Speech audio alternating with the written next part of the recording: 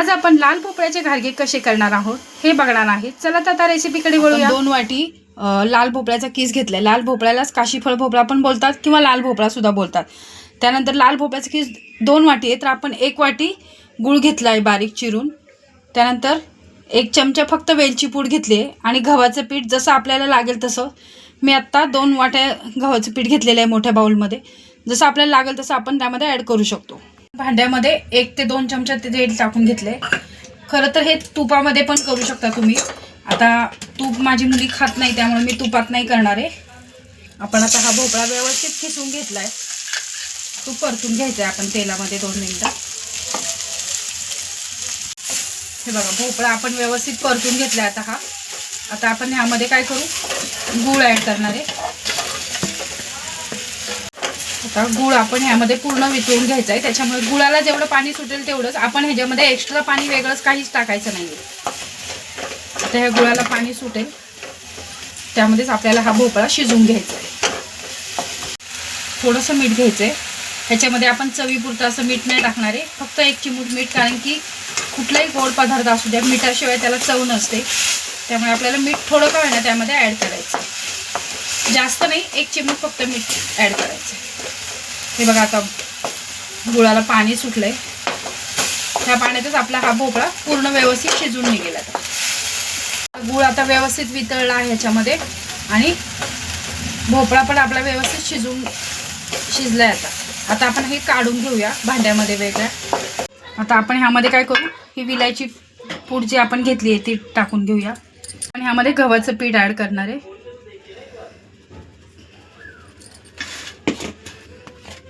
हे जरा गरम आहे ना, म्हणून मी चमच्याच्या सहाय्याने मिक्स करते।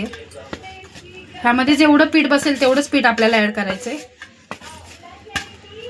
जास्त घट्टही नाही आणि जास्त पातळही नाही। आपण नाही का नॉर्मल कसं पीठ मळतो, कणिक मळतो, म्हणजे गव्हासाठी चपातीसाठी गव्हाच्या पिठाची, तसं आपण हे आता मळून घेऊया।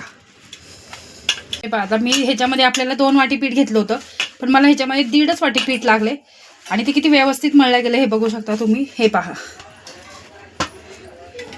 आता आपण पुरीसाठी एवढ्या साईजचे गोळे करून घेतलेले आहेत। आता आपण जसं नॉर्मली पुरी करतो त्याप्रमाणे आपण ह्याला लाटून घ्यायचे। जास्त जाड नाही, जास्त पातळ नाही, आणि ह्याला पीठ नाही लावायचे, तेल लावायचे। जर तुम्हाला आवश्यकता वाटली तर तेलाचा हात लावायचा आहे, पिठाचा नाही।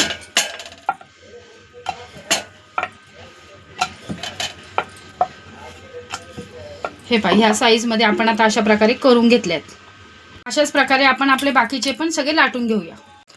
अशा प्रकारे आता आपण आपले सगळ्या ह्या पुऱ्या लाटून घेतलेल्या आहेत। आता आपण ह्या तळून घेऊया। मी तेल तोपर्यंत गरम करायला ठेवलं होतं। हे काय होतं, गुळाची असल्यामुळे हे लवकर म्हणजे करपती। तुम्हाला असं वाटेल की ती करपली नाहीये, गुळामुळे त्याला लवकर ते शेकल्या जाते आणि काळपटपणा येतो। तर तसं नाहीये, तर ती आतून सुद्धा व्यवस्थित शेकली गेली पाहिजे। बघा आता व्यवस्थित आपली फुगायला लागली आहे पुरी। आपण दोन्ही बाजूने अशा व्यवस्थित ब्राऊन कलरमध्ये काढून घेऊया। हे बघा किती व्यवस्थित फुगते आहे। आपण असे दोन्ही बाजूनी गोल्डन ब्राऊन होईपर्यंत पूर्ण व्यवस्थित तळून घेऊया। बघा तुम्ही बघू शकता किती व्यवस्थित पुरी फुगते आहे। हे बघा किती व्यवस्थित आता आपली पुरी फुगलेली आहे। अशाच प्रकारे आता आपण आपल्या बाकीच्या पण सगळ्या पुऱ्या करून घेऊया। अशाच प्रकारे आपले लाल भोपळ्याचे घारगे खाण्यासाठी तयार आहे। एकदम करायलाही सोपे। तुम्ही असे हे घारगे करून 8 दिवस सुद्धा डब्यामध्ये डब्यामध्ये तुम्ही ठेवू शकता। प्रवासात जाताना तुम्ही हे नेऊ शकता। लहान मुलं जर सोबत असतील तर मुलं आवडीने हे खातात आणि हे टिकायलाही खूप छान टिकतात बरेच दिवस। 8 दिवस तर हे व्यवस्थित टिकतात।